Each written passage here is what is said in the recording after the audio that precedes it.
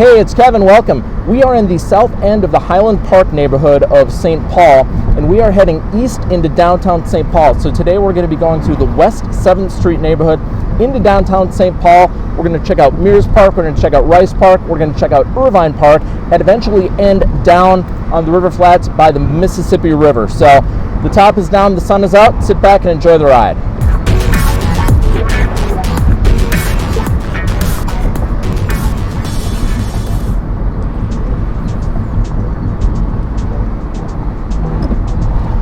All right, we are on West 7th Street of St. Paul, heading generally east straight towards downtown St. Paul. So today's journey is going to be more of an exploration. We're not necessarily checking out anything in specific. We're going to kind of follow the roads and kind of follow what looks interesting. As of right now, we are crossing 35E, the interstate highway that runs from St. Paul, meets up with regular 35W and heads south to Iowa. But crossing that freeway, we have just entered into the West 7th neighborhood, and we're going to be continuing heading into downtown and seeing what there is to see along the way. So let's see what that is.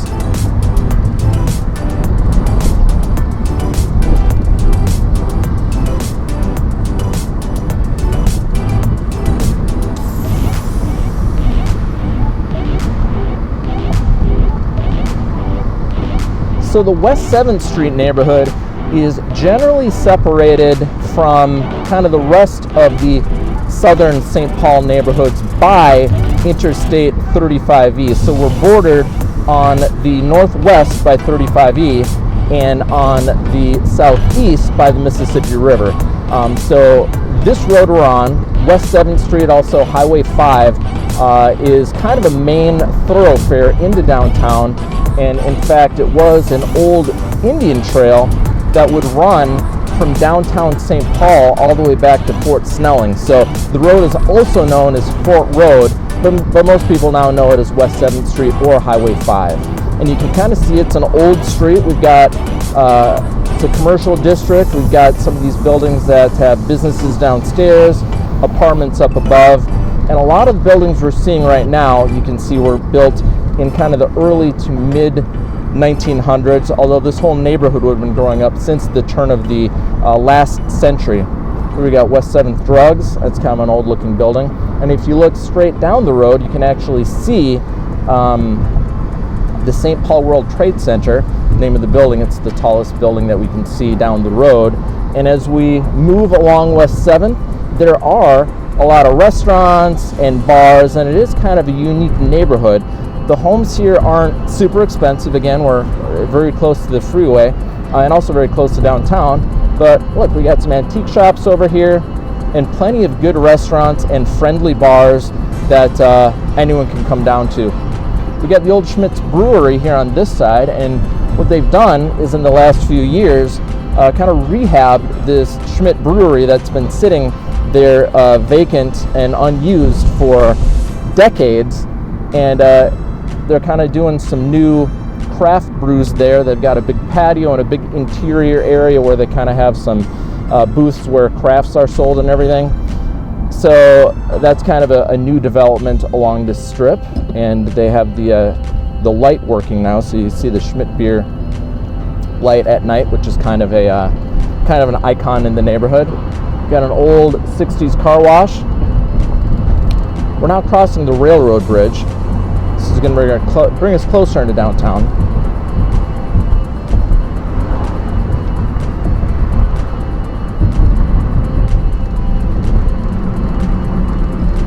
And you can see the high bridge off in the distance that goes kind of from Grand Avenue and on a very steep slope and a high rise into the Cherokee Heights neighborhood of St. Paul.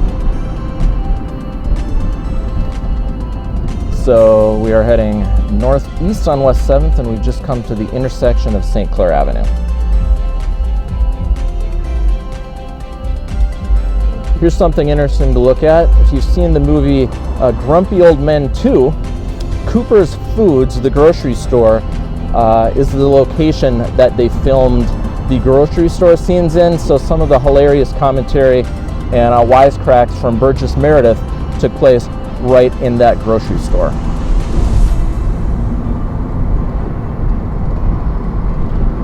Got a little rail car diner here. Kind of a new development in the area, and by new I guess I mean the last 10 or 12 years. Churches right on this street. Here's one of my favorite places in the Twin Cities Metro, Mancini's Char House. Fine steaks and cocktails. Really cool interior. They've kind of got this 60s, 70s style look going on in there with kind of brass and the high top bar seats that wrap around your back. And I think it used to be neon, but it's more string lighting in there, but kind of like pink and blue and some brass and a lot of glass. And they are just kind of sticking with that decor, and now it's kind of retro, super cool. They usually have live bands there. They've got dancing and karaoke. Gigiotto's restaurant, I believe, has been here since the 1930s, a fine Italian restaurant. And we're coming up to Smith Avenue. You'll see some new apartments and or condos that they're building on the northwest side of the road as we get really close to downtown now. And right at the end of this road, you can almost, well, not the end, but right where it curves ahead, beyond the condos that you can see, we've got the River Center, the ice arena where the Minnesota Wild play. So we're going to be going right by that as we head in to downtown. But this particular area of West 7th has a lot of kind of bar and restaurant development stemming from being so close to River Center, where you've got a lot of overflow from the hockey games or the concerts or whatever event is going on at the arena up there. And typically that's where they also hold the Minnesota State High School Hockey Tournament in March.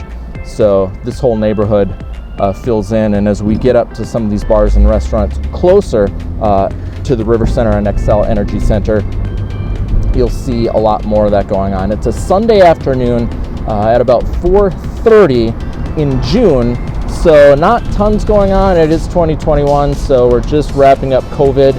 But my hope today is we'll get kind of a look around downtown St. Paul as we end the West 7th neighborhood tour and kind of look at Lowertown and the area near Xcel Energy Center and Rice Park. And here we're starting to see some of the restaurants. You can see the Xcel at the end of the street. Tom Reed's bar, downtown our Woodfire Grill. We've got the Liffey restaurant, Patrick McGovern's, New Bohemia, and then they've got the truck park, which is a large indoor space where there are food trucks. So you can get beer, sit on the deck there on the patio, and get your food from a food truck that's actually inside the location. Looking at the Xcel Energy Center right now. And as we come up right to the Xcel, you can see the signs that view back onto the freeways. Here you can get on West Highway 94, East or West 94, or 35E. 35E is kind of the eastern branch of Interstate 35 that runs up through the eastern part of the Twin Cities, and 94, of course, runs east to west all the way down toward Chicago, where it meets with 90, and then out west into North Dakota.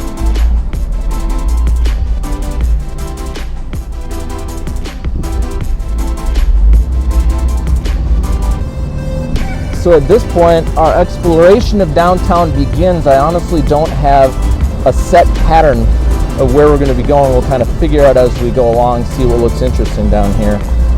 But hopefully we'll get some good views of the skyline and some good views of what it feels like here in downtown St. Paul. The peak of the building you see peeking out over there is the Landmark Center. We'll be seeing that when we go through Rice Park.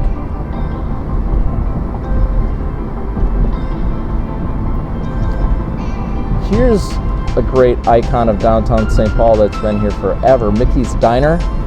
And I'm not sure if Mickey's is going to make it through COVID. This has been really a fixture in downtown St. Paul for decades. Great food, great breakfast food, formerly open 24 hours a day. And even though downtown St. Paul isn't a late night city, sometimes you just kind of stop in for some hash browns or potatoes O'Brien and bacon and eggs and toast. Sit right up at the diner. So this place is as old as it looks, but unfortunately here in June of 2021, not yet open following COVID. I'm not sure what's going to happen to Mickey's Diner, unfortunately. On West 7th, we're coming up to cross Wabasha.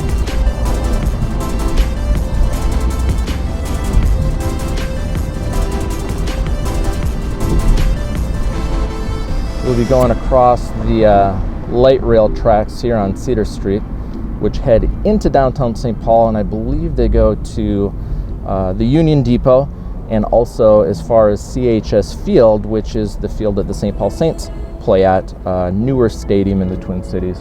And here's kind of a look west down Cedar. No trains coming right now, just a U-Haul truck. And here's a view down east.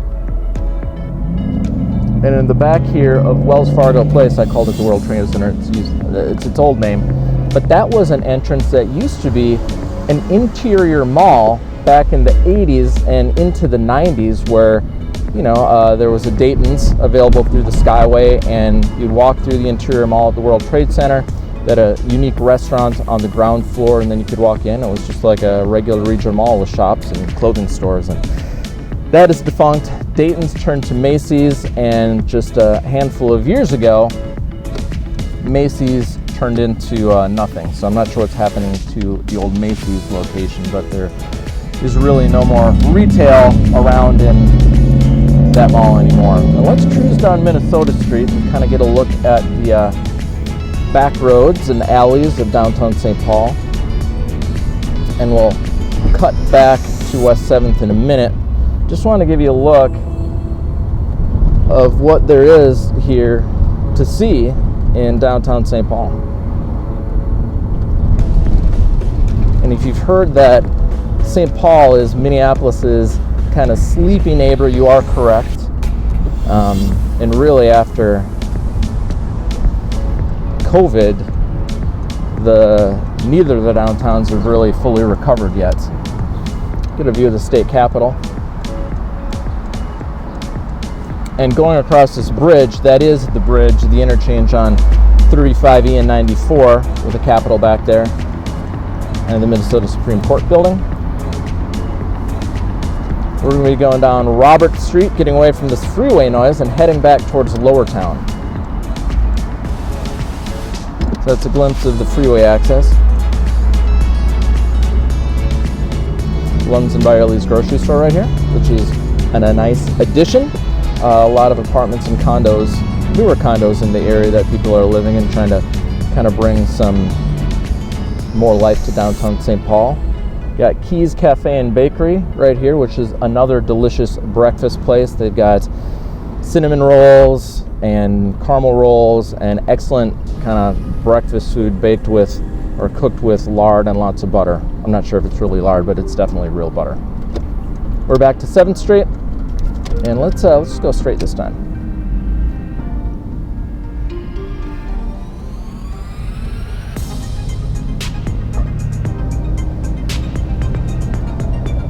And here's a view back towards the mall we were talking about, Wells Fargo Center.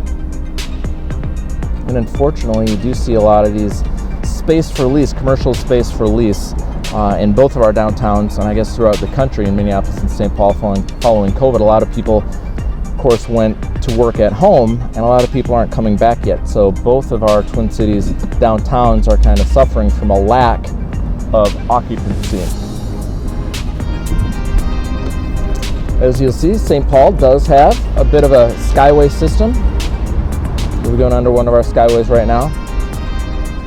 People sometimes refer to them as Cuban habit trails. And we're coming up to Smith, and you can kind of start to see as we get closer to the river, still have some remaining old buildings from the early 1900s, brick buildings that are still standing.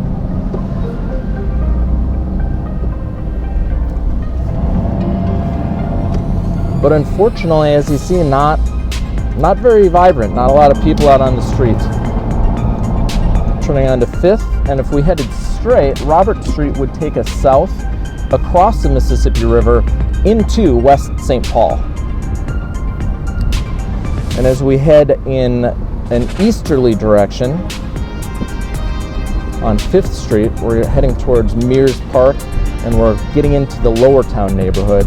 Here's the Guardian Insurance Building, nice kind of red stone building, and we've got Over on this side of the street, some older architecture as well, which is cool.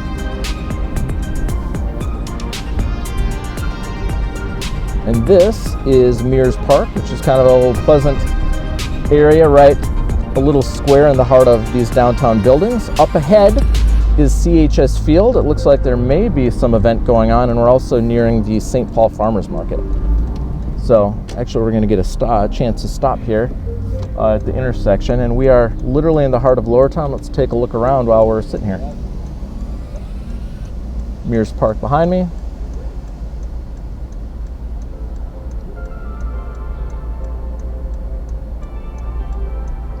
Lowertown Lofts.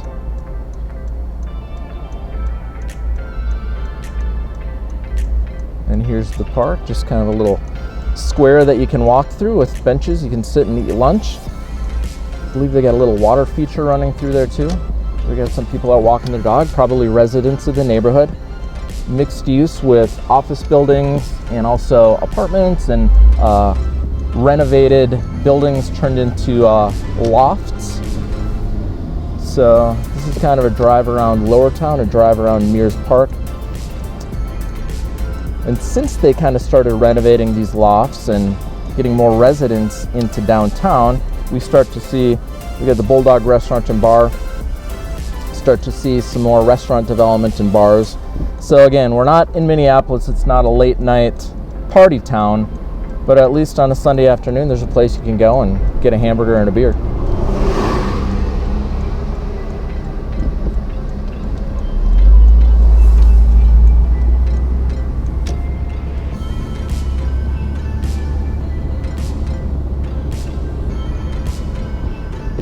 Patio dining out along the sidewalks.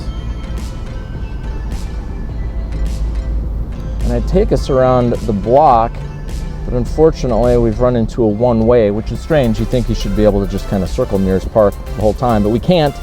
So we're gonna have to continue on to Jackson Street where we can take a left.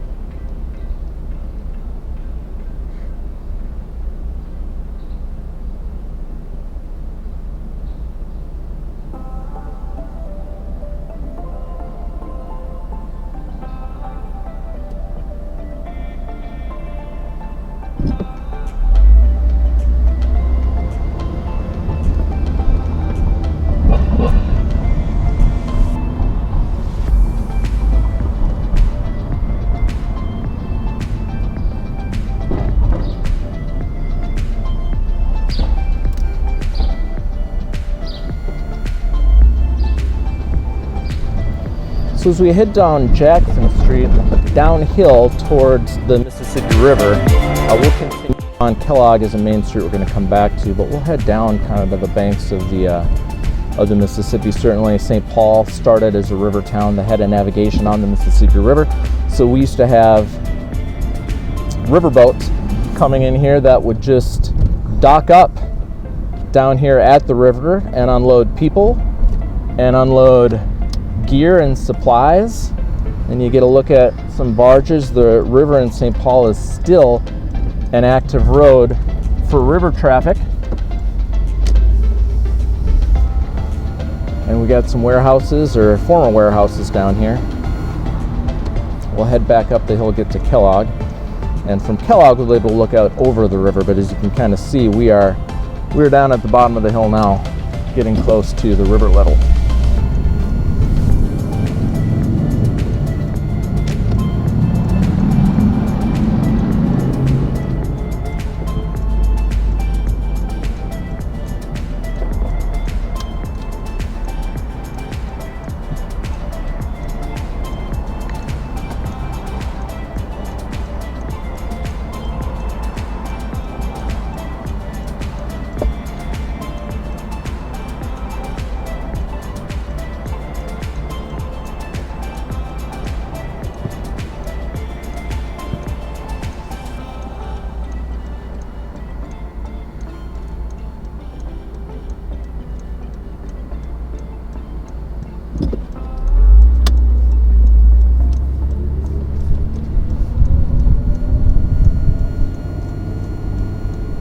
Pulling up onto Kellogg Boulevard, which kind of runs a half ring around the, I guess, the eastern to southeastern side of downtown St. Paul. We're kind of getting ourselves up on the river bluff with downtown to the west and the river to the east. And we should get a little glimpse of that soon. Old warehouse building. Now it's Ramsey County Government Center. And we also have the Ramsey County Jail in this area as well. With the river off beyond these trees, there's a park that overlooks from the river bluff. And you might get a glimpse of that as we cross Wabasha Street.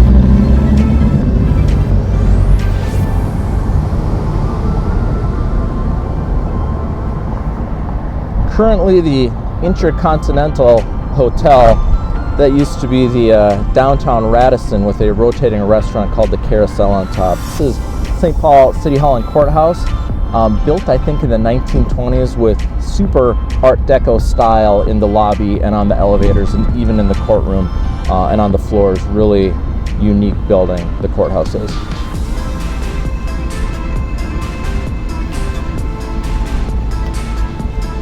Got the Science Museum up ahead of us. We're going to turn in and get a look at Rice Park. And maybe we'll take a double loop around Rice Park. You'll see the building that we caught a glimpse of earlier, Landmark Center, built again around the turn of the last century. And a really decorative building. Forgive me for not being able to name the style of architecture, but that's one of the buildings that we were lucky enough to not have disappear. And in order to make our full way around, we're going to do a loop at the St. Paul Hotel, do a U-turn, and then cruise around Rice Park. It's Ordway Center on the other side of the park. And walking paths and benches in the park, as you can see. The big white building, I believe, is the James J. Hill Library. James J. Hill, a mogul of the late 1800s, built the Great Northern Railroad. In one of my other tours of St. Paul, we actually drive by his house on Summit Avenue.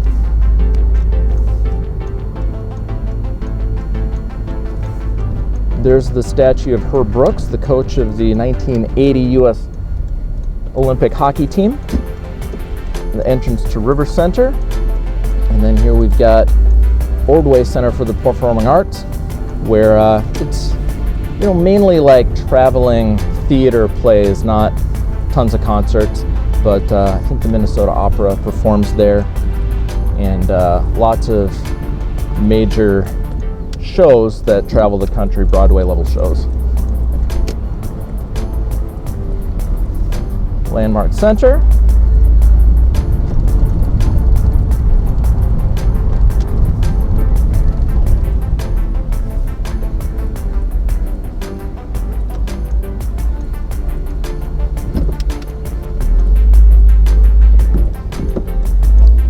Cruise back out of Rice Park, head back to Kellogg, and our next direction is going to take us down closer to the river to the Irvine Park neighborhood, which is a historical holdover from, I believe, the late 1800s, a neighborhood around a square that still has a lot of very historic homes and architecture. That's kind of a cool place to look at, and kind of a quiet little nook that you don't always see when you're coming through St. Paul. And as you look across, you can see from the river bluff over to the other side of the Mississippi River.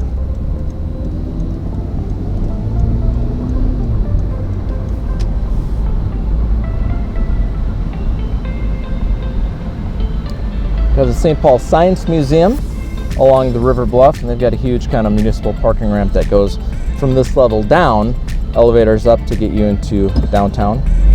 And the River Center on the right, which is connected to the Xcel Energy Center, so they have conventions there and lots of concerts.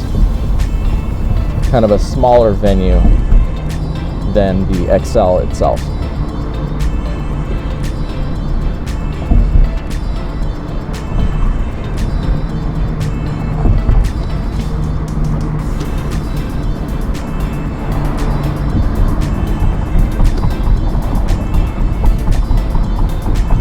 Come back to West 7th Street, where we're going to turn and head the other direction, back kind of in the southwesterly direction. But we're not going to be on that road long. We're going to dart down the hill and take a look at Irvine Park.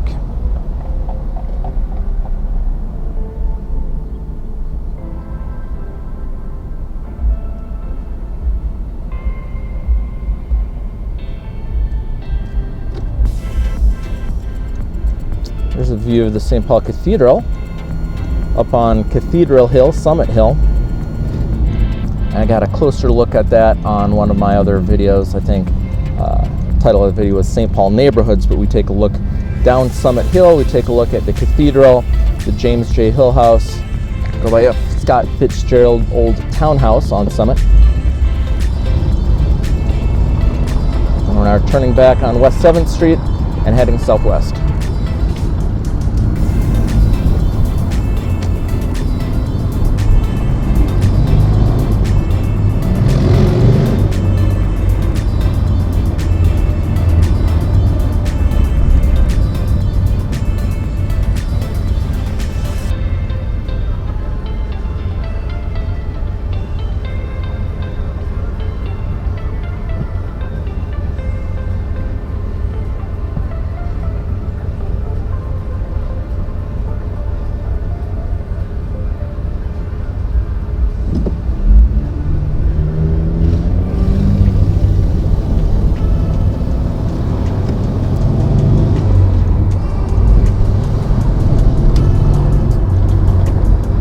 Taking a left on Walnut, heading down the hill towards the park.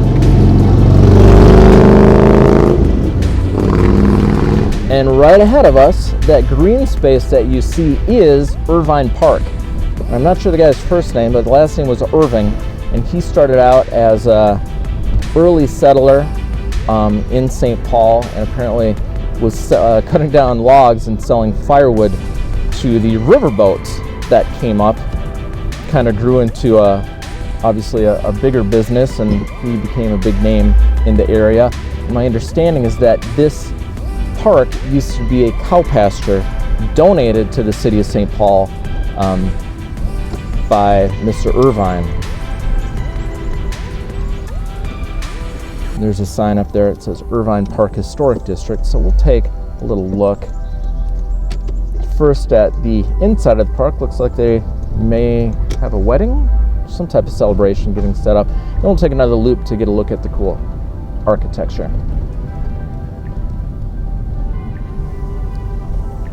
But this neighborhood is another one of those areas that had fallen into great disrepair in the middle of the last century. So around I think the 70s and 80s, some neighbors, people who lived right on the square or nearby, got together and really did what they could to renovate the homes, renovate the park. You'll see, for instance, one of the things they were able to do, that multi-tiered fountain in the middle of the park, apparently had been here for 100 years and was melted down for either World War I or World War II for ammunition.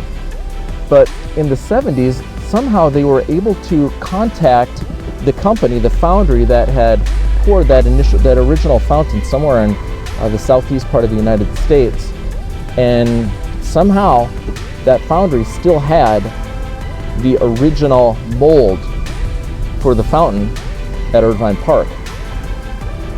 And they were then able to recast it and put an exact replica of the fountain that used to stand here 100 years ago, and it's running today.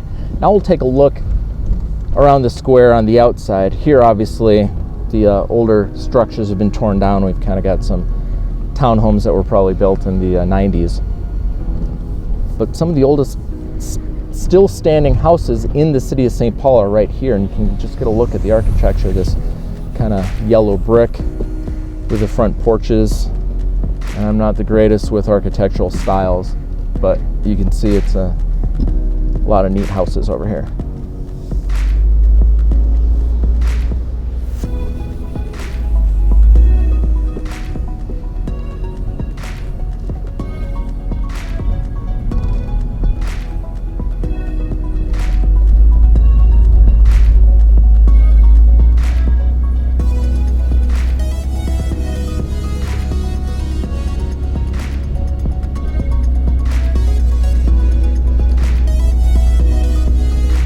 One of these homes used to be it's known as the Alexander Ramsey House. The first governor of the state lived on this square. And a lot of big-time people in the late 1800s lived over here.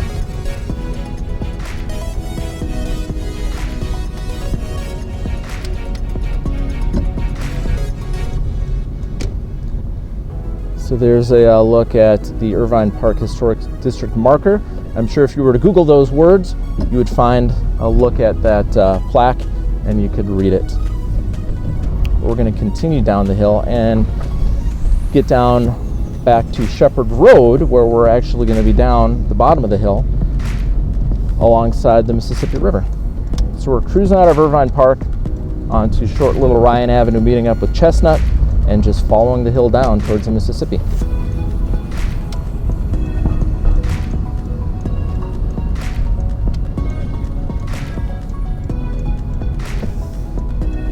And I want to thank you for joining me on the tour today. If you enjoyed it, please hit the like button. If you'd like to see more, please hit the subscribe button.